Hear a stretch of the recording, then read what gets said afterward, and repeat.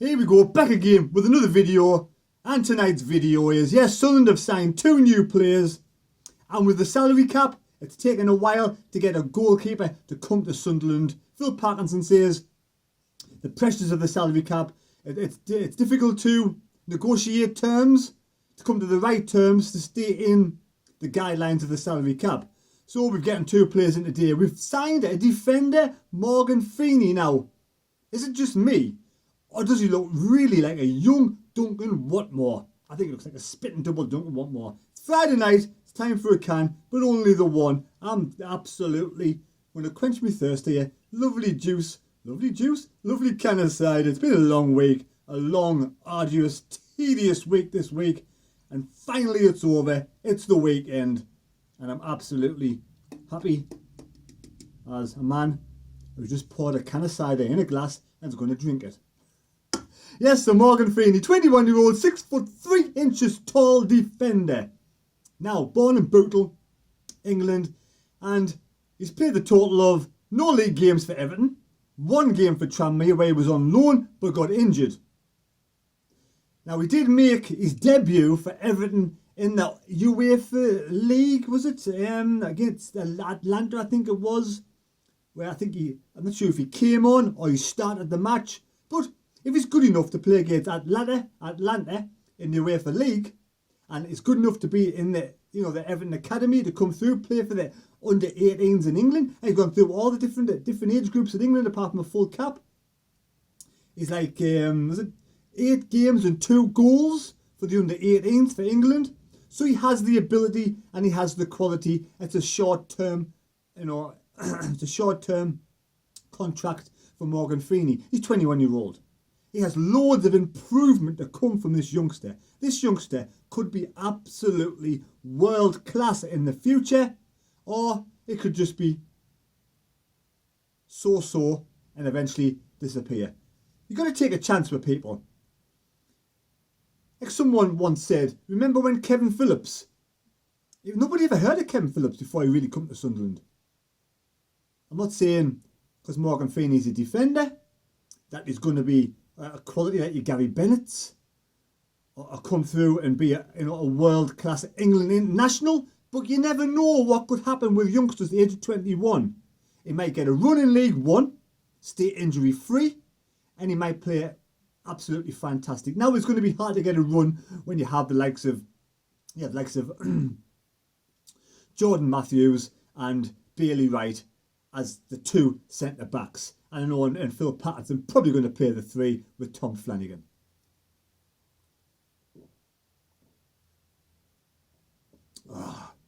So it'll be hard for the young lad to get in. But we need backup. And I think this could be, this could be a surprise package. He really could. He may have the speed. I don't know much about him. He's definitely got the youth on his side. He's got the ability. Well, Everton wouldn't have signed him in the first place and wouldn't have kept him for a long time. But he's obviously not good enough for the Premier League. But for League One, surely he can make his mark in League One. Now, it's not. We do need more players than just these 2. And also we've got Remi Matthews has come in as cover for Lee Burge. Lee Burge is going to be, the first person on the team sheet for me. Remi Matthews is going to be good cover. He did come, I think, did he play when we played Bolton at the stadium late when it was Nils the Peach? And I think he was in goal that day. Now, he's played for Norwich, played for Burton, played for Doncaster, played for Hampton, played for Plymouth. And, some were loans. And out of all those teams, he's 26-year-old. He's only played 57 matches. But then he went to Bolton and played 48 games. 26-year-old, again, he should be at his peak, at his prime. And he's 6'1.5" tall. Now, is he going to be any better than League One in the future? It's a possibility. Is Lee Burge going to be any better than League One in the future? Possibility. But you need someone like Remi Matthews to come in to make sure Lee Burge does his job week in and week out and performs to his best. And that's what Remi Matthews will do. Will come in and keep Lee Burge on his toes. Now, Patterson is probably either going to go out on loan or play for the under-23s. Now, we need a left back. We desperately need to bring a left back in at this club. It's absolutely it's unthought of to go into the season with one left back. If God forbid something happens to the young lad Denver Hume, we are up shit creek, simple as. We need to sort something out. This is where the salary cap has absolutely screwed Sunderland over. And I believe Stuart Donald is absolutely will be over the moon with this salary cap. Because he's got an excuse not to spend the money that he wouldn't have spent in the first place. And now he has a real good excuse, not to spend that money and keep those coffers in his pocket. Now, is he going to sell the club? And there was that rumour about, if someone offered me 35 million for Sunderland and I was asking for 37.5, would you take it? You sell a house. Sell a house for, let's pluck a number out the air, 150 grand. Somebody comes in, puts a low ball offer in 135. You counter and say, I'm going to go no lower than 145. They come back in and say 140. You say, no, 145, take it or leave it. They might come in and say, right, we'll take 145. They've come in with a high ball offer, but is this their first offer or is this their third offer? That's what we don't know. And we obviously don't know. This is just hypothetical and this is just a rumour. We don't know if it's true.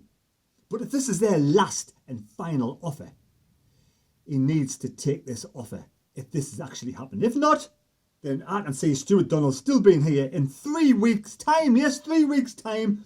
And the biggest question that I think I'm going to ask is, will the Sunderland players be fit and ready for 3 weeks' time? We have 3 games in the first month. Home to Bristol Rovers, away to Oxford, and away to Peterborough. How many points are we going to take from those games? Me being a Gemini, 2 faces. That's a bit harsh. I've got 2 faces. You're two-faced. I'm not two-faced. Since when have I been two-faced? Split personality, that's what it is. I have my high days, my low days. I have days where I just can't be bothered to do a YouTube video. I'm like, I just don't want to do one. And other days I'm like, yes, get in, YouTube video, let's get on here and let's give it what I think. And that's the kind of bloke I am. Some days I'm in my shell, I just don't want to know. And other days I'm hyper and he cannot stop us. So that's a Gemini for me. And what on earth was I talking about? I'll have a drink.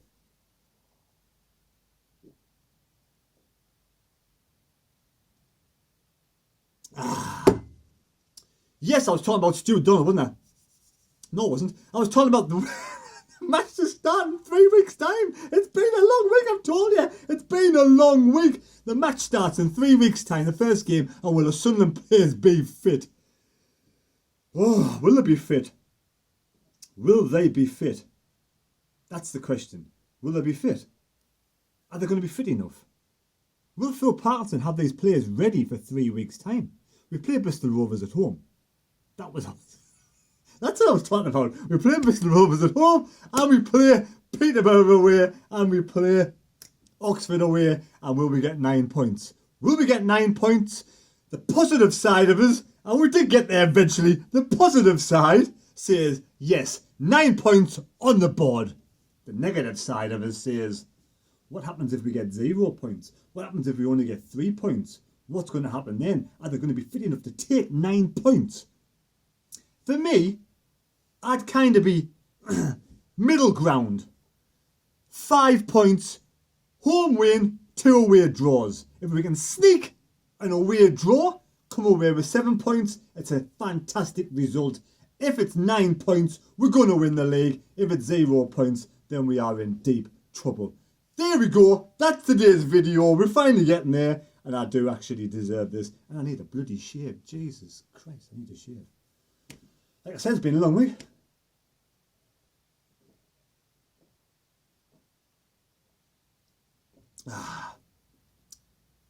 So please subscribe to the channel. Thanks for watching this video. And everybody out there, take care. And let's hope Sunderland can beat Gateshead tomorrow. I'm going for a 1-0 away victory. What score do you think it would be? See you later.